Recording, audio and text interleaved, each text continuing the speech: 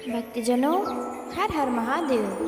श्री सत्यम शिवम सुंदरम श्री शिव महापुराण भाषा पंचम उमा संहिता के अंतर्गत तीसरे अध्याय में शिव जी की महिमा की कथा जो हम आगे सुनेंगे। सनत कुमार जी बोले, महात्मा उपमन्यु जी के ऐसे वचनों को सुनकर श्री कृष्ण जी को बड़ा आश्चर्य हुआ। उन्होंने शांत चित्त हो उन महामुनि की बड़ाई की और उनकी कृपा से शिव जी की कृपा मांगी। महात्मा उपमन्यु ने कहा, हे पुरुषोत्तम, चिंता ना करो, तुम्हें शीघ्र ही महादेव जी के दर्शन होंगे। हे हरि, आज से 16वें महीने में तुम्हें पार्वती सहित शिव जी का श्रेष्ठ वरदान प्राप्त होगा। इसके लिए मैं तुम्हें एक मंत्र बतलाता हूँ, जिसका कि जप कर तुम शिव जी का दर्शन कर लोगे और तुम्हें अपने बल के समान पुत्र भी प्राप्त होगा। ओम नमः शिवाय।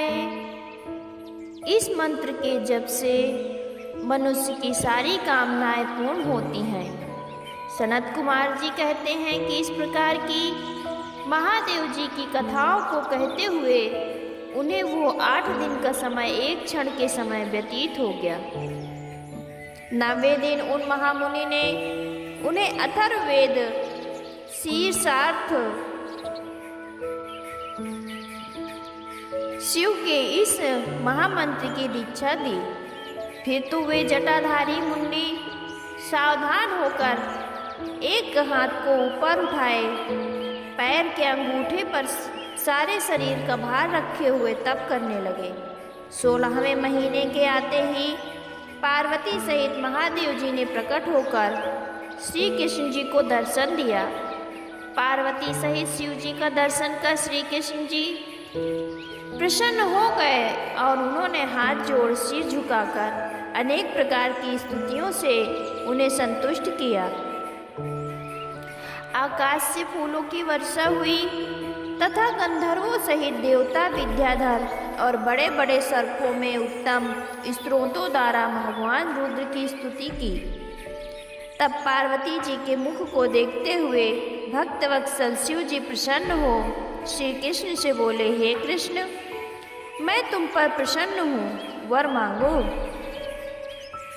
तब उनके ऐसे वचन सुनकर श्री कृष्ण जी आदरपूर्वक अंजलि बांधकर सबके स्वामी शिव जी को प्रणाम करते हुए बोले, हे महादेव, हे मेरे नाथ, हे महेश्वर, मैं आपसे 8 उत्तम वरों को मांगता हूँ।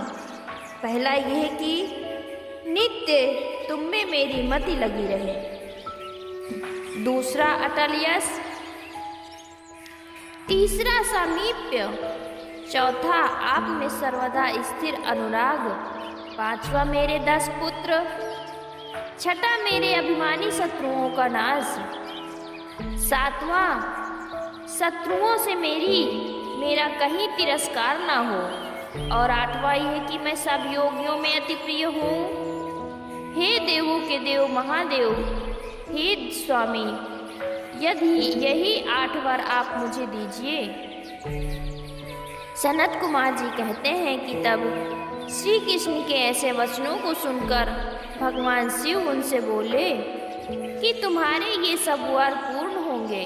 तुम्हारा पुत्र शाम बड़ा पराक्रमी होगा और जो कुछ तुमने इच्छा की वो सब तुम्हारी इच्छाएं पूर्ण होंगी। इस प्रकार महादेव जी से संपूर्ण वरों को प्राप्त कर श्री कृष्ण जी उनकी बड़ी स्तुति की और संतुष्ट हुए। तब तपस्वी श्री कृष्ण से संतुष्ट हुई भक्तवत्सला पार्वती जी बोली, हे कृष्ण, मैं तुमसे प्रसन्न हूँ, तुम मुझसे भी जो चाहो वर मांगो। श्री कृष्ण ने कहा, हे देवी, यदि आप मुझ पर प्रसन्न हैं तो वर देना चाहती हैं तो मुझे ये वर दीजिए कि मेरा ब्राह्मणों से कभी द्वेष न हो और मैं सदा ब्राह्मणों को पूजूं तथा मेरे माता पिता मुझसे सर्वदा संतुष्ट रहें। मैं जहाँ जाऊँ सब मेरे अनुकूल रहे और मेरी योग्य कुल में उत्पत्ति होवे। मैं इंद्रादि देवताओं को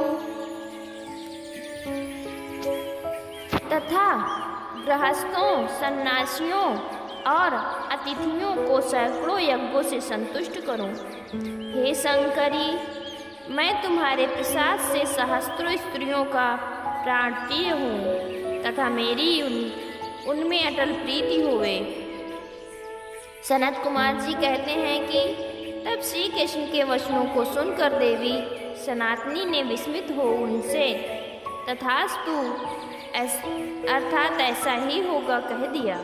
इस प्रकार श्री कृष्ण के ऊपर कृपा कर उन्हें सारा वरदान दे वो पार्वती और शिव जी वहाँ से अंतर ध्यान हो गए। हे मुनीश्वर, उस समय श्री कृष्ण जी कृतार्थ हो शीघ्र ही उपमन्यु के आश्रम को चले गए।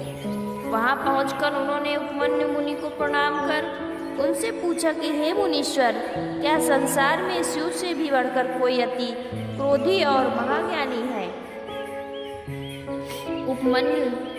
उपमन्यु मुनि ने कहा, हे गोविंद, शिव से बढ़कर तो ना कोई ज्ञानी, ना तपी और कोई सूर है।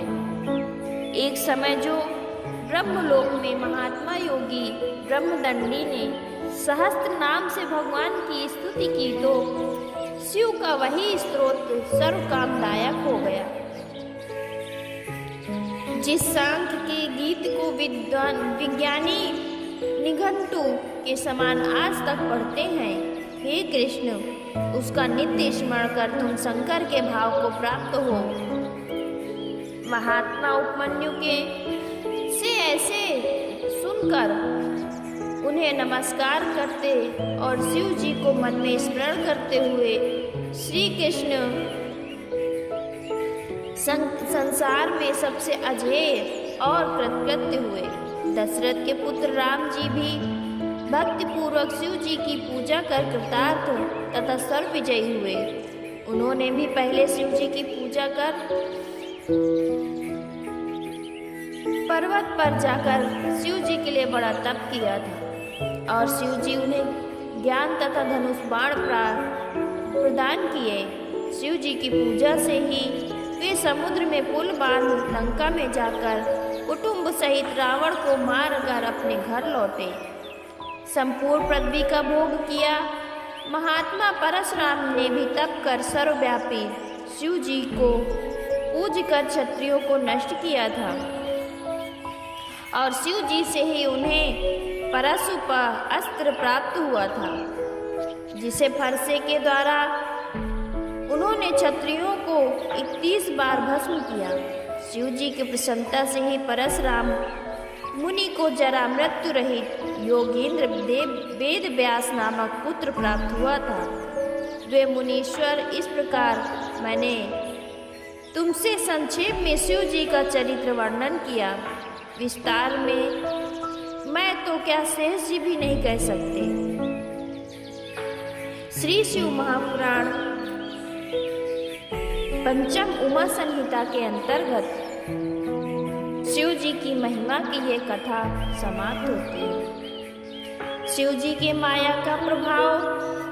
मुनि बोले, हे तात, हे महाभाग, हे महामते, आप धन्य हैं जो परम भक्तिदायिनी शिव जी की यह अद्भुत कथा हमें सुनाई है।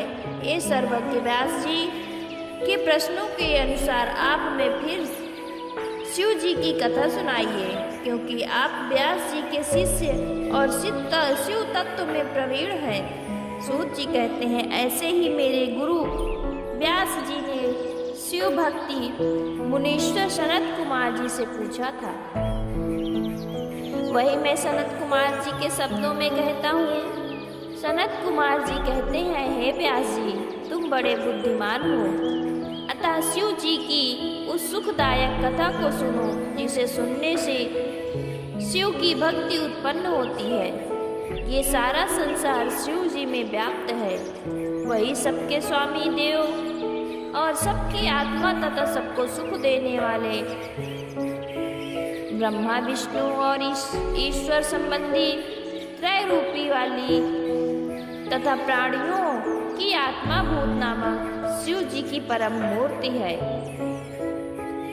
देवताओं की 8 योगिनियों तथा 9 मानव योनि और पक्षियों की 5 योनियां होती हैं तथा वर्तमान, भूत और भविष्य, यदि ये सारा प्रपंच शिव जी से ही प्रकट होता है और ही बढ़कर अंत में शिव जी में लय हो जाता है। शिव जी पुरुष में सबसे अंतर्यामी, स्वयं वेद पर से भी पर, वाणी से अगोचर तथा पर और अनुपर है। उन्हीं की यह दिव्य माया सर्वत्र व्याप्त है। देवता, दैत्य और मनुष्यों सहित सारा जगत उन्हीं में के अधीन है। ये शिव जी की माया है जो सारे जगत को नचा रही है। ऋषि मुनि देवता ऐसा कोई नहीं जिसे शिव जी की माया से मोहित न किया हो। श्री शिव महापुराण 5वीं उमा संहिता के अंतर्गत 4थे अध्याय में शिव जी की माया के प्रभाव की कथा समाप्त होती है। भक्तजनों, हर हर महादेव, हर हर महादेव।